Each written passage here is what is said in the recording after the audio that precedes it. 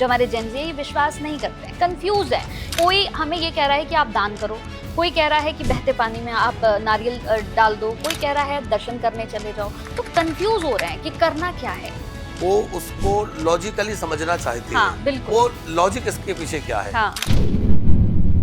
आजकल हमने धर्म को एक स्वार्थ से जोड़ दिया है। धर्म स्वार्थ का विषय नहीं है, धर्म परमार्थ का विषय है। दूसरों के प्रति हमारी ये चीज कि तुम जय श्री राम बोलो, उसके बाद ही तुम्हें प्रसाद मिलेगा, जय श्री राम। तो फिर ये धर्म कैसे हुआ महाराज श्री?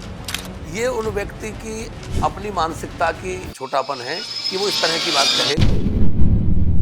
तलाक हो जाना बहुत बड़ी चीज हो जाना, एकदम एक्शन हो जाता है कि मुझे तुम्हारे साथ नहीं रहना है, मैं अब तुम्हारे साथ नहीं रहूंगी, रिश्तों की अब कोई वैल्यू नहीं रह गई है। ये क्यों हो रहा है? आपने कहा कि पहले जब किसी का तलाक हो जाता था तो समाज उसको अच्छी नजर से नहीं देखता था। हमारे सनातन में तो तलाक जैसा शब्द है ही नहीं। है ही। हम रील वाले बाबा पर विश्वास करें या हमें एक सच्चे संत के लिए वृंदावन जाना होगा, हमें एक सच्चे संत के लिए उज्जैन जाना होगा, कैसे हम कैसे हम करेंगे, अंतर कैसे करें हम? कि जो धर्म सम्मत चर्चा कर रहा है वह असली है और जो मनमुखी चर्चा कर रहा है वह नकली है। मैं जानना चाहूंगी कहाँ कैसे हिंदू खतरे में? चाहे मुगलों का आक्रमण हो, चाहे अंग्रेजों का हो, या और भी तमाम सभ्यताओं ने भारत पर आक्रमण किया है और सनातन को मिटाने का प्रयास किया है, पर आज तक कोई सफल नहीं हो सका है और न कभी होगा।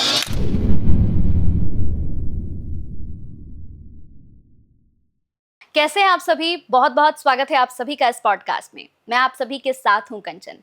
आज जब पूरा देश नई नई परिस्थितियों से गुजर रहा है, हम कलयुग में बहुत कुछ होता हुआ देख रहे हैं। हालात बदल रहे हैं, संस्कार बदल रहे हैं और हमारे संस्कारों पर सवाल भी उठ रहे हैं।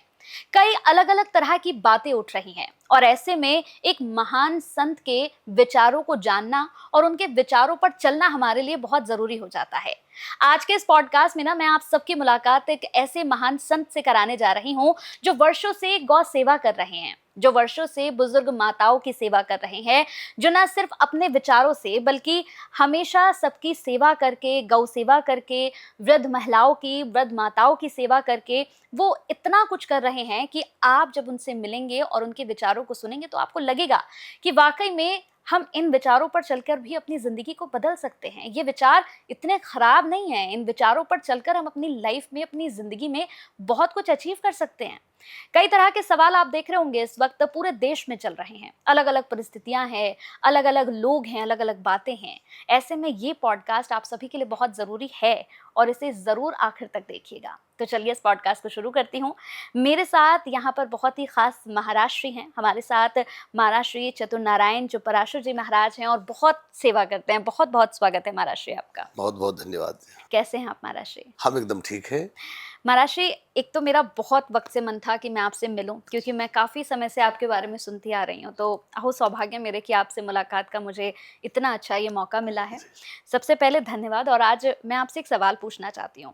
कलयुग को हम देख रहे हैं महाराज श्री अपने चरम पर पहुँच गया है। कई तरह की चीज़ें हैं, हमारे संस्कारों पर सवाल उठ रहे हैं, हमारे युवाओं पर सवाल उठ रहे हैं। ऐसे में आप क्या देख रहे हैं कि अभी और बुरा समय आना बाकी है या हम आध्यात्म की ओर बढ़ेंगे आगे? एक सभी को राधे राधे और आप श्री का बहुत बहुत धन्यवाद इस कार्यक्रम में आमंत्रित करने के लिए, जिससे कि इस कार्यक्रम के माध्यम से बहुत सारी धर्म चर्चा लोगों तक पहुंचेगी। आपने बहुत अच्छा प्रश्न किया है कि कलयुग अपनी इतनी तेज गति से आगे बढ़ रहा है और जो वातावरण देखा जा रहा है उसको देख करके लगता है कि आगे और क्या क्या देखना बाकी है। लेकिन विचारणीय बात यह है कि इसके पहले भी कई बार अधर्म बहुत अधिक बढ़ा है और धर्म का कुछ ह्रास हुआ है। लेकिन जब जब धर्म का ह्रास हुआ है तब तब भगवान की कोई कुछ ऐसी लीला हुई है कि कुछ ना कुछ ऐसे संत महापुरुष अथवा भगवान की कोई ऐसी शक्ति आई है जिसने अधर्म को मिटा करके पुनः धर्म की स्थापना की है।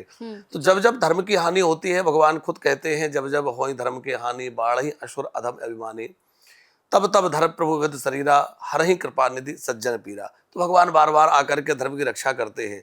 आप देखिए, आज से कोई 500 वर्ष पहले एक ऐसा दौर आया था जब मुगल काल था कि जब धर्म का बड़ा ह्रास हो रहा था। उस समय भक्तिकालीन हमारे अनेक संत, तुलसीदास जी, सूरदास जी, कबीरदास जी, रैदास जी, ऐसे अनेक संत महापुरुष आए और उन संतों ने आकर के धर्म की खूब रक्षा की और धर्म के प्रचार का बहुत बड़ा कार्य किया। उसके कारण धर्म फिर आगे हो गया। जहाँ गुजरात में धर्म एकदम नष्ट हो रहा था, भक्ति महारानी कह रही है कि गुजरात में जाकर मैं खंडित हो गई, वहाँ नरसिंह जी जैसे भक्तों ने आकर के धर्म को आगे बढ़ाया। तो इसी प्रकार ये दौर बदलता रहता है, जैसे अधर्म बढ़ता है फिर धर्म के लिए कुछ ना कुछ महापुरुष ऐसे प्रकट होते हैं और धर्म को आगे बढ़ाते हैं। अब आज हम लोग आधुनिकता की इस दौड़ में कलयुग की जो दशा देख रहे हैं, ये तो निश्चित है कि कलयुग अभी बहुत आगे जाना है। जैसा कि कलयुग की आयु है, शास्त्रों के हिसाब से कलयुग की आयु 4,32,000 वर्ष की है, जिसमें अभी केवल 5,000 वर्ष व्यतीत हुए हैं। और इतनी ही गति से यदि ये बढ़ता रहा तो आप विचार करिए कि अभी तो वो बच्चा है, जब वो अपनी युवानी में होगा तो क्या स्थिति होगी। तो अभी तो बहुत कुछ देखना बाकी है, बहुत कुछ होना बाकी है। हमारे धर्मशास्त्रों में तो कहा गया है कि जब कलयुग अपने चरम पर होगा तो मनुष्य की आयु भी बहुत थोड़ी हो जाएगी, मनुष्य की हाइट भी बहुत कम हो जाएगी। बहुत छोटे, जैसे हम लोग सुनते हैं कि महाभारत काल में लोग बहुत लंबे होते थे, बहुत बड़े होते थे। और हम लोगों ने देखा हमारे दादा परदादा के समय भी लोग जो है थोड़ी हाइट अच्छी होती थी। अब धीरे धीरे हमारा शरीर छोटा होता जा रहा है मनुष्य का। तो आगे चलकर कलयुग जब चरम पर होगा तो बहुत छोटे छोटे मनुष्य होने लगेंगे, बहुत थोड़ी आयु होने लगेगी, बुद्धि समझ भी बहुत थोड़ी हो जाएगी और धीरे धीरे ये सब आगे बढ़ता जाए। महाराज जी, आज हम देखते हैं कि अगर हम आज के युवा की बात करेंगे, अपने जेनजीज की बात करेंगे, कहते हैं ना कि अब अलग तरीके की एक जनरेशन आ गई है। ये जनरेशन वो जनरेशन है महाराज जी जो कर्मों पर विश्वास करती है। ये दान पर, या कहते हैं ना कि आप यहाँ दर्शन करने चले जाओ, या आप ये दान कर दो, या आप ये बहते हुए पानी में ये बहा दो, इन सब चीजों पर हमारे जो आज की जनरेशन है, जो हमारे जेनजी है, ये विश्वास नहीं करते हैं, कंफ्यूज है। क्योंकि वो कहते हैं कि कोई हमें ये कह रहा है कि आप दान करो, कोई कह रहा है कि बहते पानी में आप नारियल डाल दो, कोई कह रहा है दर्शन करने चले जाओ। तो कंफ्यूज हो रहे हैं कि करना क्या है।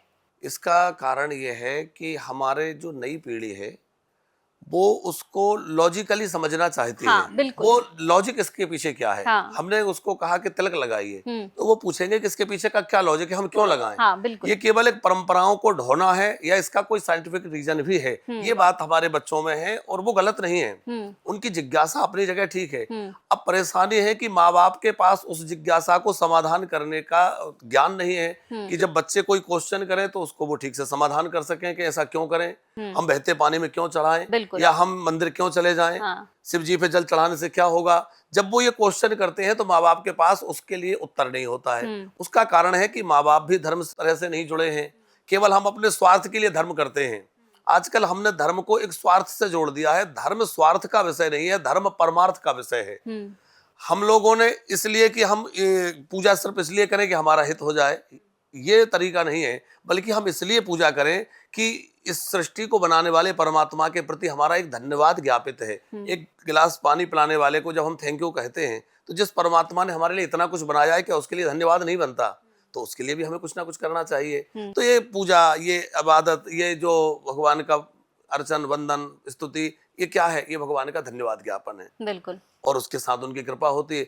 अब दूसरी बात यह है कि बच्चों की जो शिक्षा पद्धति है वो आज इस तरह की हो गई है कि हमारे बच्चे जब छोटे होते हैं तो उनकी शिक्षा पद्धति में ऐसी कोई बातें नहीं लागू की जा रही हैं जिससे उनको धर्म से जोड़ा जाए, उनको धर्म का महत्व समझाया जाए। उनको पूजा का, पाठ का, धर्म का, संस्कारों का महत्व यदि बचपन में ही समझा दिया जाए और उनकी शिक्षा उस तरह की होगी तो निश्चित ही वो जीवन में उसको स्वीकार करेंगे। लेकिन जब उनको बाल्यावस्था में, जब वो पढ़ने लिखने की उम्र थी, उनको धर्म से नहीं जोड़ा गया, उनको पूजा पाठ से नहीं जोड़ा गया, उनको हमारे अध्यात्म के ज्ञान का परिचय नहीं कराया गया, जब उसको अनुभव नहीं होगा तो वो उसको केवल एक अंधविश्वास मान करके उससे दूर भागेंगे।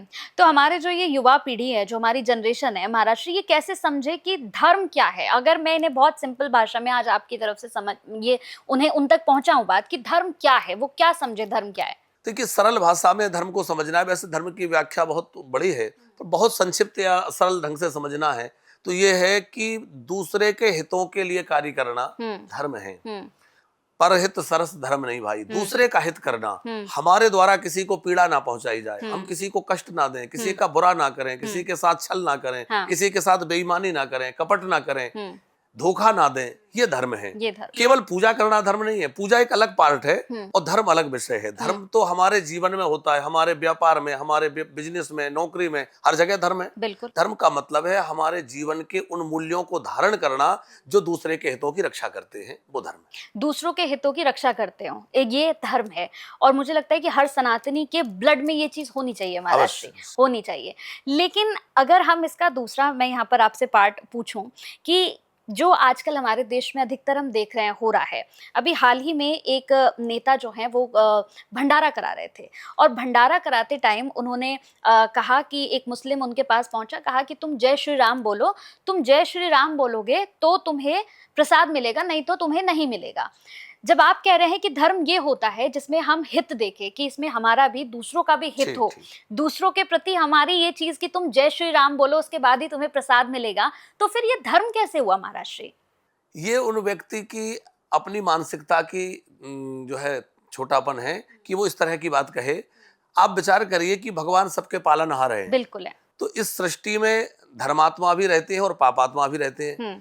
आस्तिक समाज भी और नास्तिक भी है। हम्म। तो क्या ईश्वर नास्तिक लोगों का पालन नहीं कर रहे हैं? क्या ऐसे लोग जो ईश्वर को गालियां दे रहे हैं, ईश्वर को नहीं मान रहे हैं, क्या ईश्वर उनके लिए नहीं भरण पोषण कर रहे हैं? जिस प्रकार परमात्मा बिना किसी भेदभाव के आस्तिक और नास्तिक दोनों का समान रूप से भरण पोषण कर रहे हैं, उसी प्रकार हमें भी इसमें भेदभाव नहीं करना चाहिए, सबके हितों की रक्षा होना चाहिए, यही धर्म है। यानी आप इसे पूर्ण रूप से गलत मानते हैं कि बिल्कुल ये गलत नहीं मानते होना हैं, नहीं चाहिए होना चाहिए। कि आप देखिए, हर दान में जिसको दिया जा रहा है उसकी पात्रता का विचार करना चाहिए। वस्त्र दे रहे हैं तो उसका दुरुपयोग तो नहीं होगा, पैसा दे रहे हैं तो उसका कोई बिल्कुल। गलत उपयोग तो नहीं होगा, हमने किसी को कुछ दिया वो कहाँ लेकर जाएगा। हम्म। लेकिन भोजन दान, अन्न दान जो है उसके लिए पात्र अपात्र की बात नहीं है। जो भूखा है वो भोजन का पात्र है, जो इसके अंदर भूख है वो अन्न का पात्र है। महाराज बहुत अच्छा आपका मुझे उत्तर लगा महाराज श्री, क्योंकि वाकई में इतने दिनों से ये एक चीज जो है हमारे देश में चली आ रही है और मैं चाहती थी कि मैं एक महान संत से इसका उत्तर जरूर लूं कि क्या हमारे धर्म में ये हमें सिखाया जाता है? कहीं नहीं सिखाया जाता, किसी ग्रंथ में, किसी हमारी गीता में कहीं पर नहीं लिखा हुआ कि अगर आप किसी गरीब को, किसी असहाय को सताते हैं तो आपसे भगवान खुश होते हैं। मतलब मुझे लगता है श्री राम भी ऊपर से देखकर वो कह रहे होंगे ये नहीं होना चाहिए। देखिए, सनातन धर्म एक ऐसा धर्म है हाँ। जो बड़ा व्यापक है बिल्कुल। और जिसकी सीधी यदि व्याख्या देखी जाए तो वसुधैव कुटुंबकम, हमारी जो मूल्य भावना है उस सारी वसुधा को, उसमें हर समुदाय के लोग, हर वर्ग के लोग, हर तरह के लोग आ गए, लेकिन हम सबको अपना कुटुंब मानते हैं, ना कि हम उनको अलग मानते हैं। हमारी संस्कृति, हमारी सभ्यता कभी किसी से द्वेष रखना नहीं सिखाती, घृणा करना नहीं सिखाती। यदि हमें कोई घृणा की बात कह रहा है, द्वेष की बात कह रहा है, तो वो सनातन धर्म का मूल्य नहीं हो सकता है। सनातन धर्म का मूल्य तो यही है कि हम सबके हित की विचार करें, हम सबको अपने जैसा माने, क्योंकि जो आत्मा हमारे अंदर निवास करती है वही चींटी में, हाथी में, घोड़े में, गधे में, कुत्ते में, सब में निवास करती है। जब हम घोड़े और गधे तक को उस भाव से प्रणाम करते हैं, भगवत भाव मानते हैं, तो मनुष्य है, वो किसी भी जाति वर्ण में हो सकता है। हमारे लिए तो सभी स्तुत्य हैं और सब ईश्वर का स्वरूप है। सीए राम में सब जग जान। बिल्कुल बिल्कुल। अच्छा महाराज श्री, आजकल हम देख रहे हैं कि सोशल मीडिया का जमाना है और रील वाले बहुत सारे बाबा जो हैं वो इस वक्त बड़े ट्रेंडिंग में रहते हैं। ये रील्स वाले बाबा जो हम देखते हैं कि जिनके बड़े बड़े फॉलोवर्स हैं, मतलब इतने लाइक्स हैं, इतने फॉलोवर्स हैं उनके। यहाँ पर हमारे जो युवा हैं या हमारे साथ जो लोग इस वक्त इस पॉडकास्ट को देख रहे हैं कंफ्यूज्ड है, विश्वास किस पर करें? असली हमारा गुरु कौन होना चाहिए, कैसा होना चाहिए? हम रील वाले बाबा पर विश्वास करें या हमें एक सच्चे संत के लिए वृंदावन जाना होगा, हमें एक सच्चे संत के लिए उज्जैन जाना होगा? कैसे हम, मतलब कैसे हम करेंगे, अंतर कैसे करें हम? बहुत अच्छा प्रश्न है आपका। हाँ। देखिए, सोशल मीडिया का जमाना है और समाज बहुत तेज गति से आगे बढ़ रहा है, तो जिसमें हम लोग बहुत थोड़े समय में किसी चीज को समझना चाहते हैं, तो हम बहुत ज्यादा धर्मशास्त्रों की व्याख्या नहीं समझ करके थोड़ी रील में ही उस बात को समझ लेना चाहते हैं। एक तो हम ये निवेदन करेंगे कि असली नकली की पहचान के लिए हमें थोड़ा अपने धर्मशास्त्रों से जुड़ना चाहिए। हमें अपनी भगवत गीता, रामचरितमानस, भागवत आदि ग्रंथों को थोड़ा सा अध्ययन भी करना चाहिए, तो हम ये समझ पाएंगे कि जो धर्म सम्मत चर्चा कर रहा है वह असली है और जो मनमुखी चर्चा कर रहा है वह नकली है। रील में आना, सोशल मीडिया में आना गलत नहीं है। उसका कारण यह है कि समाज के हित के लिए यदि कोई सामने आकर के अपनी बात उस प्लेटफॉर्म पर आकर रख रहा है और ज्यादा से ज्यादा लोग उससे लाभान्वित हो रहे हैं, तो अच्छी बात है, उसमें कोई हानि नहीं है। संत कुछ ऐसे भी हैं जो जंगलों में रह करके, एकांत में रह करके और जगत कल्याण के लिए तप कर रहे हैं, और कुछ संत ऐसे भी हैं जो समाज में आकर के समाज के हित का कार्य कर रहे हैं। माने संतों का उद्देश्य समाज का हित ही है, लेकिन एक समाज के बीच में रह के समाज कल्याण कर रहा है और एक एकांत में रहकर भजन करके समाज का कल्याण कर रहा है, तो काम दोनों एक ही कर रहे हैं और दोनों का तरीका अलग है, तो उसको गलत नहीं कहा जा सकता। हाँ, उनकी आड़ में कुछ गलत लोग भी हैं जो अपने आप को आगे बढ़ाने के लिए, अपने फॉलोअर्स बढ़ाने के लिए धर्म की गलत व्याख्या करके या शास्त्रों को अलग ढंग से, गलत ढंग से प्रस्तुत प्रस्तुत करके और लोगों को भ्रमित कर देते हैं, तो वो निंदनीय और विचारणीय है। उस पर हमें विचार करना चाहिए और असली नकली की पहचान के लिए हमें थोड़ा सा अपने धर्मशास्त्रों से जुड़ना चाहिए, तो हम उसकी ठीक से पहचान कर पाएंगे। अब अगर संतों की बात हो ही रही है महाराष्ट्री, एक और चीज है जिसे लेकर हमारे देश में युवा बड़ा कंफ्यूज है, मुझे लगता है उसका उत्तर भी मुझे आपसे लेना चाहिए। जब संत ही आपस में एक दूसरे पर कटाक्ष करने लग जाते हैं या संतों के बीच में ही आपस में विचार नहीं मिलते हैं, तो भी हम कंफ्यूज, हम परेशान हो जाते हैं कि ये मतलब ये संतों के बीच में क्या चल रहा है। जैसे अभी मैं बात करूं शंकराचार्य अभी मुक्तेश्वरानंद की बात करूं, तो अब उनकी ओर से लगातार जिस तरह के विवादित बयान आते हैं, कभी वो हमारे उत्तर प्रदेश के मुख्यमंत्री योगी आदित्यनाथ को लेकर कई तरह के विवादित बयान देते हैं, कभी वो जैसे अभी कहा कि गाय को राष्ट्रीय पशु घोषित कर देना चाहिए, मुस्लिम समुदाय ने, एक समुदाय ने कहा कि गाय को राष्ट्रीय पशु घोषित कर देना चाहिए, उस पर भी उन्होंने अपने विचार रखे कि क्यों नहीं करती है सरकार राष्ट्रीय पशु घोषित। तो ये इस तरह के बयान जो उनके हैं, आपको लगता है एक संत होने के नाते ये बयान वो सही देते हैं? संत का काम सबको समरसता से देखना है। हमारे धर्म में शंकराचार्य जी का जो पद है वो सर्वोच्च पद है, इसलिए शंकराचार्य जी के ऊपर व्यक्तिगत रूप से कोई भी टीका टिप्पणी करना हमारे अधिकार क्षेत्र से बाहर है। लेकिन हम इतना निवेदन करेंगे, अब चूंकि आपने संतों की बात कही है, एक शंकराचार्य जी की बात कहें तो हम उसके लिए तो प्रणाम करते हैं। हाँ। कि उनके पद के लिए हमारा प्रणाम है, हम उनके लिए कुछ नहीं कह सकेंगे। लेकिन आपने और संतों के लिए बात कही कि आपस में मतभेद है, आपस में लोग एक दूसरे पर टीका टिप्पणी करते हैं, तो उसके लिए हम ये कहेंगे कि संप्रदायों की अलग अलग चर्चाएं पीढ़ियों से सदियों से चल रही हैं, तो कुछ मतभेद हैं, लेकिन उसका सिद्धांत सबका एक ही है, लक्ष्य सबका एक ही है। तो आज जहां सनातन धर्म में चारों ओर से प्रहार हो रहा है और सनातन धर्म को लोग नीचा गिराने के लिए या मिटाने के लिए बहुत सारे लोग प्रयास कर रहे हैं, ऐसी स्थिति में बहुत आवश्यक है कि हमारे सब संतों को किसी एक पटल पर आकर के एकत्रित होकर के और एकजुट होकर के काम करना चाहिए। सनातन की रक्षा का सर्वोपरि है सनातन की रक्षा। यदि सनातन की ही रक्षा नहीं हो पाएगी तो आज हम अकेले रह करके क्या कर लेंगे? जब समाज ही नहीं होगा तो कोई संत भी क्या करेंगे? तो हमारा काम है समाज को सही दिशा देना। हाँ, तरीके अलग अलग हो सकते हैं, लोगों के विचार अलग हो सकते हैं, लेकिन उसका अभिप्राय एक दूसरे पर छींटाकसी नहीं होना चाहिए। हम अपने ढंग से लोगों को धर्म के मार्ग पर ला रहे हैं, आप अपने ढंग से लेकर आ रहे हैं, कोई तीसरा अपने ढंग से लेकर आ रहा है, पर उसका अभिप्राय ये बिल्कुल नहीं होना चाहिए कि हम आपको नीचा दिखाएं या आप हमें नीचा दिखाएं। ये तरीका ठीक नहीं है। हम अपने अपने तरीके से राष्ट्र की रक्षा, धर्म की रक्षा, समाज की रक्षा, समाज का कल्याण, ये संतों का भाव होना चाहिए और ये हमारे पूज्य सब संत कर रहे हैं। और उसमें आपस में यदि कोई प्रतिस्पर्धा है या एक दूसरे को नीचा दिखाने की भावना कहीं आ जाती है तो फिर वो गलत है। उससे फिर समाज का हित नहीं हो सकेगा और कहीं ना कहीं समाज बटेगा, बिखरेगा और संतों से आस्था कम होगी। आपने अभी कहा कि सनातन को बहुत से लोग हैं जो नीचा करने का प्रयास कर रहे हैं, सनातन धर्म पर कई तरह की चीजें अभी आपने कही हैं। एक और चीज है जो बहुत ज्यादा हम सुनते हैं कि हिंदू खतरे में है। इतना वक्त हो गया है महाराष्ट्री, हम इन दो चीजों से क्यों नहीं निकल पा रहे हैं कि सनातन खतरे में है या हिंदू खतरे में है? मैं जानना चाहूंगी कहाँ कैसे हिंदू खतरे में है? देखिए, खतरे में होने का ये नहीं है कि हमें किसी बाहरी व्यक्ति से खतरा है। आज हम अपने आप से खतरे में हैं। हम इसलिए खतरे में हैं कि हम खुद हिंदू नहीं बन पा रहे हैं। आप बताइए कितने लोग ऐसे हैं जो माथे पर तिलक लगाते हैं? कितने हिंदू ऐसे हैं जो आज कहते हैं कि हिंदू राष्ट्र बनना चाहिए?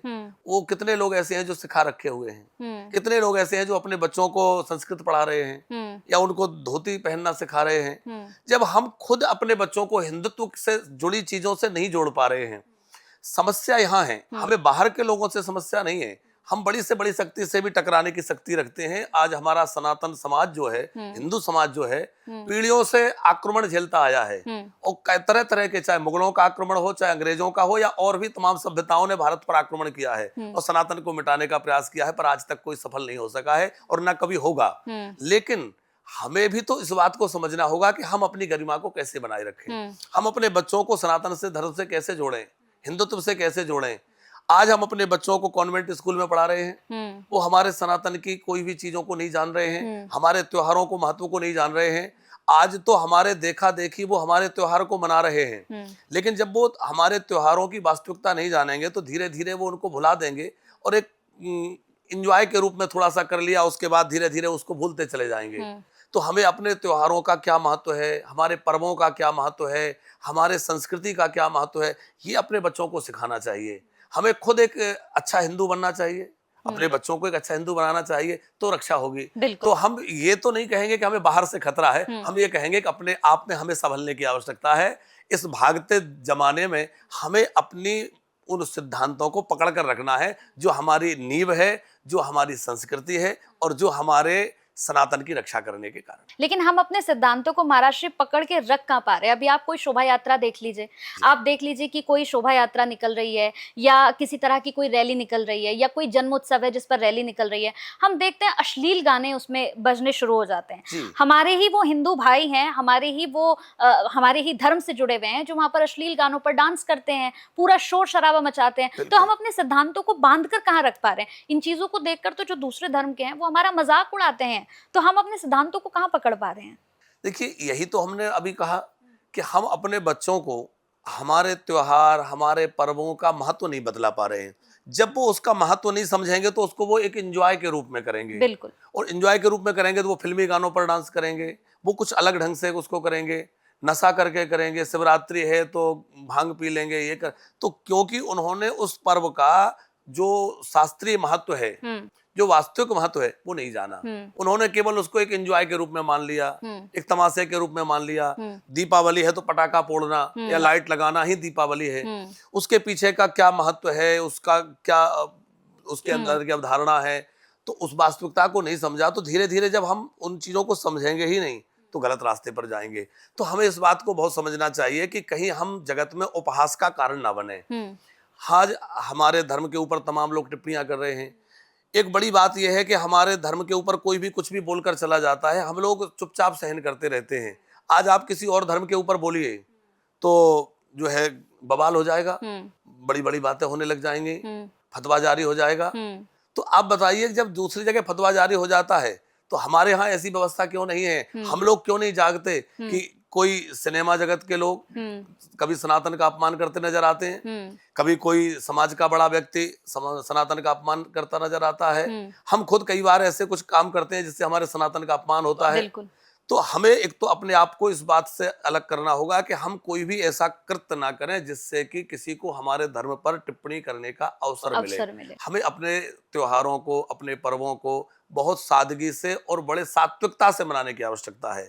दूसरी बात यह है कि यदि फिर भी कोई हमारे धर्म पर आवाज उठाता है या हमारे देवी देवताओं का अपमान करता है तो हमें सबको एकजुट होकर के और उसका उत्तर देना चाहिए, तभी लोग रुकेंगे। नहीं तो हमारे अब सनातन का और हमारे देवी देवताओं का अपमान होता रहेगा। बिल्कुल बिल्कुल, बहुत अच्छी बात है महाराज जी। एक और सवाल है, जिस तरह से हम देखते हैं कि कथाओं का, आप खुद एक बहुत ही जाने माने कथावाचक भी हैं, आपने बहुत सारी कथाएं की हैं। जितना मैंने आपके बारे में सुना कि आपने भारत से बाहर भी अलग अलग देशों में जाकर आपने कथाएं की हैं, लेकिन आपको लगता है कि आज के समय में कथाओं का कोई मतलब रह गया है? क्योंकि अब तो हम देखते हैं कि जितनी भी कथाएं आ रही हैं वहां पर हम देखते हैं एक शो बन गया है, एक टीवी शो। लोग टीवी शो देखना पसंद करते हैं। मुझे लगता है कि मतलब कहते हुए मुझे थोड़ा अच्छा नहीं लग रहा है, लेकिन फिर भी लोग कहते हैं कि कपिल शर्मा का शो देखूं या इनका शो देखें, तो वो थोड़ा सा कंफ्यूज हो गए। तो ये कथा का मतलब क्या रह गया हमारा? देखिए, जितना जमाना तेजी से बढ़ रहा है आगे, उतना ही कथाओं का महत्व भी बढ़ रहा है। उसका कारण यह है कि हमारे मन मस्तिष्क को बिगाड़ने के लिए आज बहुत सारे साधन हैं। पहले लोग सिनेमा देखने जाते थे सिनेमा घरों में, फिर टीवी घर में आ गई, अब हर हाथ में मोबाइल है तो उसको कहीं जाना नहीं है, उसके पास ही सब कुछ है। बिल्कुल। तो छोटे छोटे बच्चे जिस उम्र में जो सब उनको नहीं जानना चाहिए वो सारी चीजें वो उतनी उम्र में जान रहे हैं, क्योंकि इंटरनेट का जमाना है। ऐसे में उनको धर्म कैसे समझाया जाए? स्कूलों में पढ़ाया नहीं जा रहा है, गुरुकुल बचे नहीं है, तो हमारा समाज धर्म से कैसे परिचित हो? उसके लिए कथाओं की आवश्यकता है। सनातन के प्रचार के लिए, धर्म के प्रचार के लिए एक ऐसा पीठ है व्यासपीठ जो आज काम कर रहा है। आप देखिए गुरुकुल समाप्त हो गए, आप देखिए वेदशालाएं, यज्ञशालाएं, पाठशालाएं, जो शोधशालाएं थी वो समाप्त हो गई। अब सनातन की रक्षा के लिए क्या रह गया? एकमात्र व्यासपीठ। और अब कहीं ना कहीं कुछ षड्यंत्रकारी लोगों की नजर उस पर है कि किसी तरह से इसको भी समाप्त कर दिया जाए, ताकि सनातन से जोड़ने का कोई साधन इनके पास ना रह जाए। जब हमारे यहाँ मुगलों ने आकर आक्रमण किया तो मुगलों ने हमारे धर्म स्थलों को मिटाया, हमारे गुरुकुलों को नष्ट किया, जहां से हमारे संस्कार प्रसारित होते थे उन स्थानों को समाप्त किया, ताकि ये समाप्त हो जाए।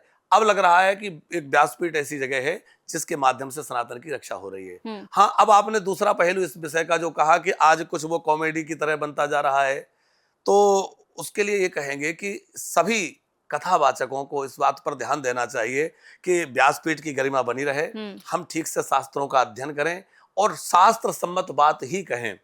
ये बात भी ठीक है कि हम कथा के साथ साथ कुछ हास्य भी कर सकें, तो उसमें कोई आपत्ति नहीं है।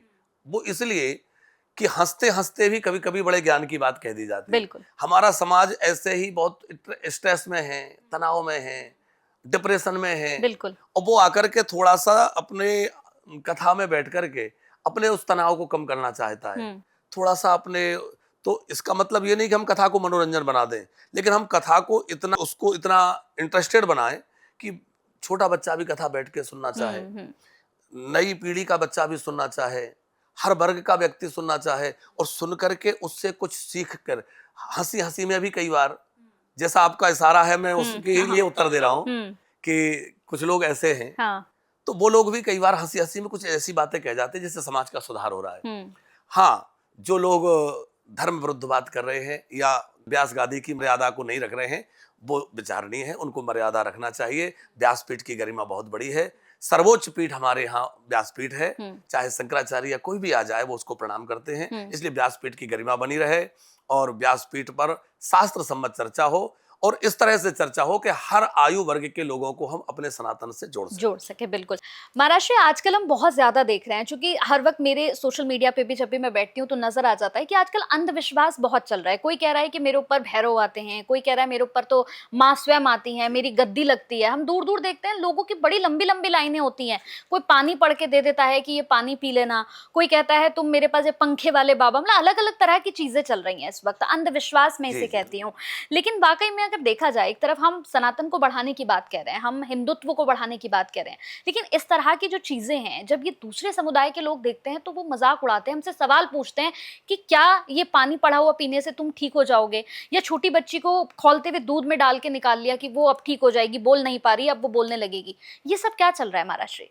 ये सब अंधविश्वास है। दो चीजें हैं, एक विश्वास है, एक अंधविश्वास है। इसके लिए वो लोग तो दोषी हैं ही जो ये सब कर रहे हैं, पर हम और आप भी दोषी हैं जो बहुत जल्दी लाभ पाने के लिए या अपने निज स्वार्थों की पूर्ति के लिए हम शॉर्टकट अपना करके ऐसे लोगों के पास जा रहे हैं। हमारे सनातन धर्म कभी नहीं कहता कि आप इस तरह से कुछ करिए और ये चीजें सनातन है, ये सनातन नहीं है। आप अच्छे संतों के पास जाइए, वो कहेंगे आप भगवान का नाम जप करिए, वो कहेंगे आप भगवान का स्मरण करिए, भगवान का पूजन करिए। हम लोग शॉर्टकट के चक्कर में हमें सीधा सीधा लाभ मिल जाए, हम ऐसे लोगों के पास जाते हैं और फिर वो लोग अपने निजी स्वार्थ की पूर्ति के लिए तमाम ऐसे काम करने लग जाते हैं। ये कहीं से भी ठीक नहीं है। आपने एक बड़ा अच्छा प्रश्न किया कंचन जी कि लोग कहते हैं हमारे शरीर में देवी आ गई, भैरव आ गए, अमुक आ गए, तो ये भी हमें तो संभव नहीं लगता, क्योंकि देवी देवता किसी के शरीर में ऐसे नहीं आ जाते। वैसे तो देखा जाए तो हम सबके अंदर भगवान है, ईश्वर सभी के अंदर है, लेकिन पूरी तरह से भगवान हमारे अंदर आ गए या कोई देवी शक्ति हमारे अंदर आ गई और हम ये काम करने लग गए, तो ये ठीक नहीं है। हम सबके अंदर भगवान है, हम सब सच्चाई के मार्ग पर, धर्म के मार्ग पर चलें तो हम सब उस कार्य को कर सकते हैं। लेकिन उसके नाम पर लोगों को ठगना या अंधविश्वास फैलाना ये ठीक नहीं है। इससे हमारा धर्म उपहास का कारण बनता है। तो हम सबको भी, समाज को इस विषय में जागृत होना चाहिए कि ऐसी जगहों पर जाने से बचें। ऐसे लोगों की संख्या आप देखेंगे लगातार बढ़ रही है। बिल्कुल। उसका कारण है वहां बढ़ती हुई भीड़। जब लोग देखते हैं कि अरे इसमें तो बड़ी जल्दी लाभ होता है, इसमें तो बड़ी जल्दी लोग जुड़ते हैं, मंदिर में भीड़ नहीं है लेकिन ऐसे दरबार में भीड़ है, बहुत भीड़ है। तो उसका कारण है हमारे अत्यंत महत्वाकांक्षा, बहुत अधिक हमारा स्वार्थ। जब हम उस स्वार्थ को लेकर, महत्वाकांक्षाओं को लेकर के और लोगों के पास जाएंगे तो इस तरह के लोगों का और बढ़ाव, हम जाना बंद कर देंगे तो ऐसी चीजें बंद हो जाएंगी। इसलिए हमें ऐसी चीजों से बचना चाहिए। हम इसको दूसरे ढंग से समझाएं तो एक एलोपैथी दवा है और एक आयुर्वेदिक दवा है। आयुर्वेदिक दवा खाने से आपको धीरे धीरे लाभ मिलेगा, समय लगेगा, लेकिन स्थायी समाधान हो जाएगा, बिल्कुल कोई साइड इफेक्ट नहीं होगा। एलोपैथिक दवा आपने ली, हो सकता है थोड़ी देर के लिए आपको लाभ हो जाएगा, लेकिन बाद में उसका साइड इफेक्ट भी होगा। तो कुछ जगह कहीं लाभ होता भी है तो वो एलोपैथिक दवा की तरह है, आपका सिर दर्द है, आपने टैबलेट ली, तुरंत बंद हो गया, लेकिन उससे कुछ और हो गया। तो इस तरह से कई चीजें होती है। हम चाहते कोई नींबू उतार कर दे दे और हमारा काम बन जाए। हम भी तो कुछ करना नहीं चाहते। बिल्कुल। आप अभी किसी को कह दीजिए कि आप दुर्गा सप्तशती का पाठ करिए, तो वो नहीं करेगा। और आप कह दीजिए कि नींबू उतार के चौराहे पे डाल दीजिए, हाँ, तो तुरंत चल देगा। तुरंत चल तो देगा। हम लोग शॉर्टकट के कारण ऐसा करना चाह रहे हैं, उसका परिणाम ये हो रहा है कि ऐसे लोगों का और ज्यादा बढ़ावा हो रहा है। तो हमें भी इस चीजों से बचना चाहिए, अपने सनातन के साथ ही चलना चाहिए। अभी हम जेनजीज की बात कर रहे थे, अपनी जनरेशन की बात कर रहे थे, जो अब हमारी जनरेशन 2000 के बाद की है।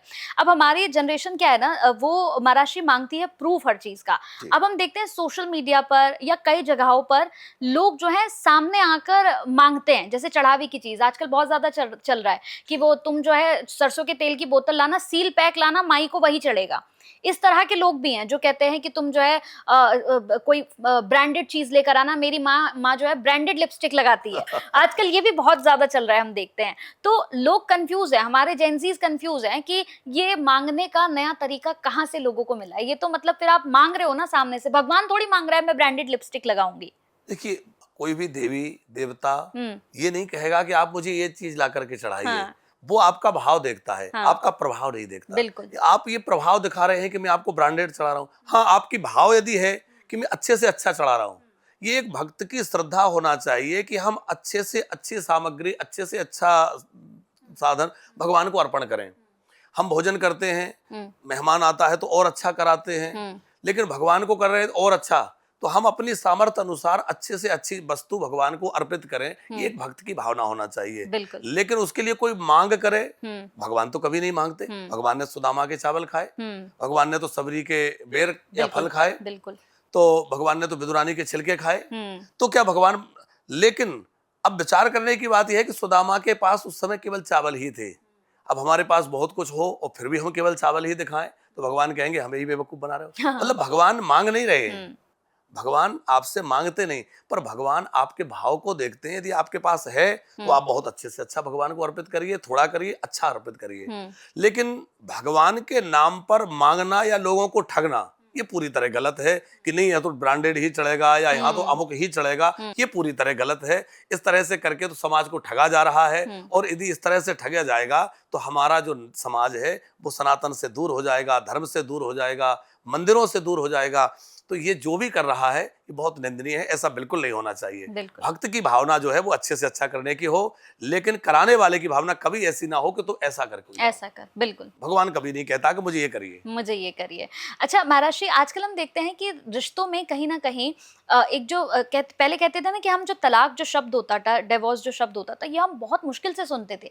समाज में इसे लेकर लोगों की मानसिकता भी अच्छी नहीं थी, मतलब तलाक हो जाना बहुत बड़ी चीज हो जाना। लेकिन अब हम देखते हैं महाराष्ट्री की छोटी छोटी बात होती है, छोटे छोटे झगड़े होते हैं, तो एकदम एक्शन हो जाता है कि मुझे तुम्हारे साथ नहीं रहना है, मैं अब तुम्हारे साथ नहीं रहूंगी। रिश्तों की अब कोई वैल्यू नहीं रह गई है। ये क्यों हो रहा है? देखिए, आपने कहा कि पहले जब किसी का तलाक हो जाता था तो समाज उसको अच्छी नजर से नहीं देखता था। हमारे सनातन में तो तलाक जैसा शब्द है ही नहीं। कारण कि हमारी जो सनातन व्यवस्था है इसमें अलगाव का कोई स्थान ही नहीं है। एक बार जुड़ने का मतलब है 7 जन्मों तक जुड़ जाना। एक बार जुड़ने का मतलब है हमेशा के लिए जुड़ जाना। लेकिन आज ये बहुत ज्यादा देखा जा रहा है, बहुत अधिक बढ़ रहा है। उसका एक कारण तो ये है कि बहुत बड़ी उम्र में बेटा बेटी के शादी ब्याह करना। जब बहुत बड़ी उम्र में विवाह शादी करते हैं तो वो बहुत फिर कहीं एडजस्ट नहीं हो पाती किसी परिवार के साथ, किसी व्यक्ति के साथ। वो अपने आप को एडजस्ट नहीं करना चाहते हैं। उनके विचार इतने स्वतंत्र हो चुके होते हैं, उनके रहने का तौर तरीका इतना अलग हो चुका होता है। दूसरा, धैर्य की कमी, एक दूसरे को समझने की कमी, और पाश्चात्य के प्रति हमारा जो लगाव बढ़ रहा है, पश्चिम देशों की ओर हमारा जो खिंचाव बढ़ रहा है, वो भी एक कारण है। आधुनिकता की दौड़, तो वो हमें कहीं ना कहीं इस तरह खींच रही है। हमें आवश्यक है हमारे संबंधों के मूल्यों को समझना। पति पत्नी का क्या संबंध है और उसकी क्या वैल्यू है, क्या मूल्य है। आज हम लोगों ने संबंध के मूल्य समझना बंद कर दिया है। लोग माता पिता को छोड़ रहे हैं, लोग संतान को छोड़ रहे हैं, पति पत्नी एक दूसरे को। सनातन में सबसे बड़ी सुंदरता है संबंधों की प्रगाढ़ता। और जब संबंध ही नहीं रहेंगे तो आप बताइए कि हमारा फिर परिवार कैसा रहेगा। और जब परिवार ही नहीं रहेगा तो हमारा जीवन कैसा रहेगा। तो हमारे जीवन की खूबसूरती है संबंधों के साथ परिवार की एकता। एक तो यह है कि बच्चों का शादी विवाह एक समय में कर दें। हम बाल विवाह के बिल्कुल भी समर्थक नहीं है, लेकिन हम वृद्ध विवाह के जरूर रोक लगाने वाले। वृद्ध विवाह भी ना हो, माने एक उम्र में, सही उम्र में विवाह हो, ये बहुत आवश्यक है। और दूसरा, उन बेटा बेटी को भी इस बात को समझना चाहिए कि जिसके साथ हमें जोड़ा जा रहा है या जिसको हम जुड़ रहे हैं वो हमारे लिए ठीक है। देखिए, हमारे हिसाब से परफेक्ट कहीं कोई नहीं कोई मिलेगा। नहीं मिलेगा। एक बहुत बड़ा कारण ये है कि हम चाहते सब कुछ हमारे ढंग से हो। लड़की चाहती है मेरे ढंग से हो, लड़का चाहता है मेरे ढंग से हो, पर सब कुछ हमारे ढंग से हो जाए ये संभव नहीं है। संभव नहीं। कुछ हमें भी सामने वाले के हिसाब से झुकना या मुड़ना होगा, तो कुछ एडजस्ट करके भी चलना होगा। परफेक्ट कहीं कोई नहीं होगा, तो ये मान लिया जाए परफेक्ट कोई नहीं है। हमें आपस में सामंजस्य बना के रहना होगा। अब वृद्ध विवाह की आपने बात करी कि बहुत से लोग हैं जो वृद्ध विवाह करते हैं, उसके बाद भी चीजें जो है सही नहीं होती। अभी हम आमिर खान की बात कर लें, तीसरी शादी करने जा रहे हैं महाराष्ट्री वो, और 60 साल उनकी उम्र हो गई है। चलेगा विवाह? ऐसा चल सकता है? तीसरी बार कर रहे समाज हैं। में जो आजकल दुराचार बढ़ रहा है, इसका एक बहुत बड़ा कारण सिनेमा जगत है। बिल्कुल। सिनेमा जगत को लोग अपना आदर्श मानते हैं। आज हमारे समाज की विडंबना है कि हमारे बच्चे संतों को या महापुरुषों को अपने जीवन का आदर्श नहीं मान करके फिल्मी हीरो हीरोइन को अपना आदर्श मानते हैं। जिनको हम अपना आदर्श मान रहे हैं उनका चरित्र क्या है, बिल्कुल। उनकी जिम्मेवारी क्या, उनका जीवन कैसा है, उनका व्यवहार कैसा है। जब वो खुद इस तरह के आचरण करेंगे तो जो उनको आदर्श मानने वाला समाज है, आप बताइए वो कहाँ जाएगा। तो एक तो उन लोगों को भी इस बात का विचार करना चाहिए कि कितने लोग हमें अपना आदर्श मानते हैं। बिल्कुल। तो हमें अपना जीवन संतुलित रखना चाहिए। दूसरी बात यह है कि समाज को भी ये बात विचार करना चाहिए कि जो रील में रहने वाले लोग हैं उनको हम रियल हीरो ना मान लें। वो केवल रील के हीरो हैं और उनको रियल हीरो ना माने। रियल हीरो तो हमारे महापुरुष हैं। स्वामी विवेकानंद को पढ़िए, शिवाजी को पढ़िए, महाराणा प्रताप को पढ़िए, इनको हम अपना हीरो माने, आदर्श माने।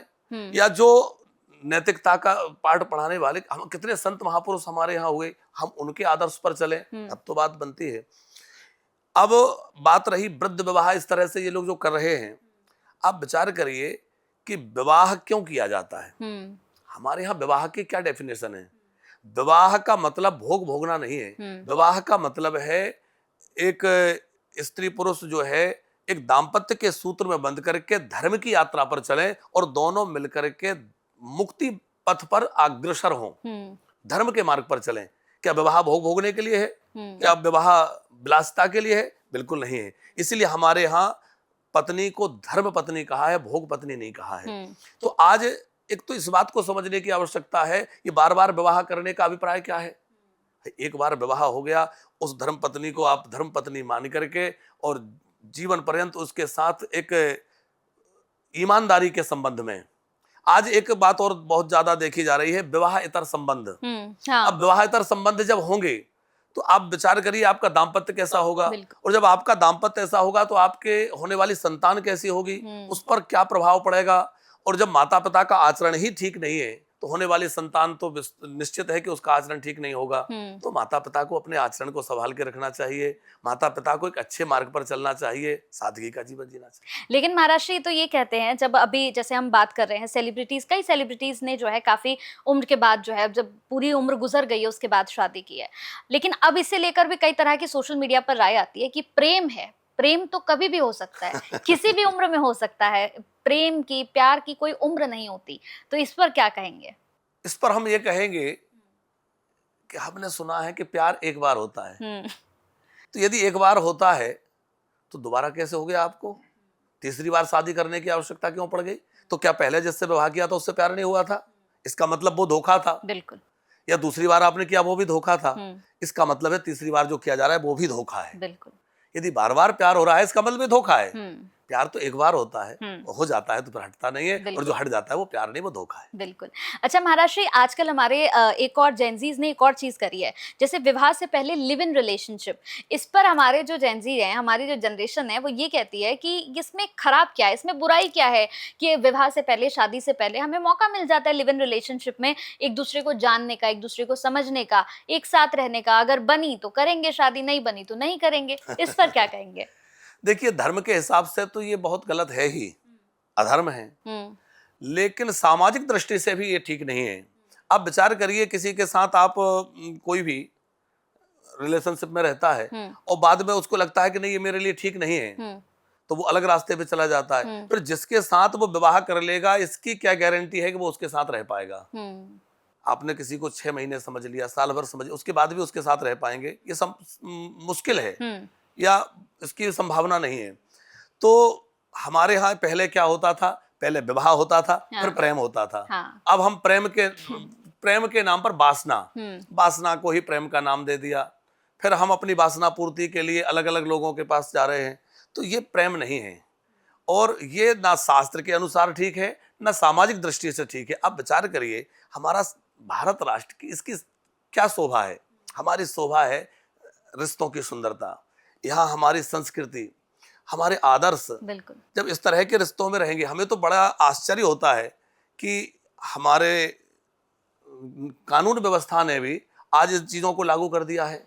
कैसे कर दिया है? भारत धर्म प्राण राष्ट्र है, यहाँ धर्म ही सब कुछ है, और जहां धर्म ही सब कुछ है वहां ऐसे अधर्म की इजाजत, उसकी आजादी, ये धर्म की साथ खिलवाड़ है। और यदि इस तरह के आचरण बच्चे करेंगे तो वो एक अच्छे माँ बाप कभी नहीं बन पाएंगे, अच्छे पति पत्नी कभी नहीं बन पाएंगे, उनका जीवन कभी सदाचार संपन्न नहीं हो पाएगा, क्योंकि उनकी आदत जो पहले खराब हो चुकी है वो जीवन में कभी ठीक नहीं हो पाएगी, और उसका दुष्परिणाम उनका पूरा जीवन बर्बाद होगा। बिल्कुल। महाराष्ट्र आप वानप्रस्थ के संस्थापक भी हैं, आप बहुत सेवाएं करते हैं, गौ सेवा आप करते हैं, वृद्ध माताओं की सेवा आप करते हैं, बहुत सी अलग अलग सेवाओं के बारे में मैंने सुना आपकी, और खुद मैंने बहुत सारी चीजें देखी। तो ये वानप्रस्थ क्या है, इसके बारे में बताएं।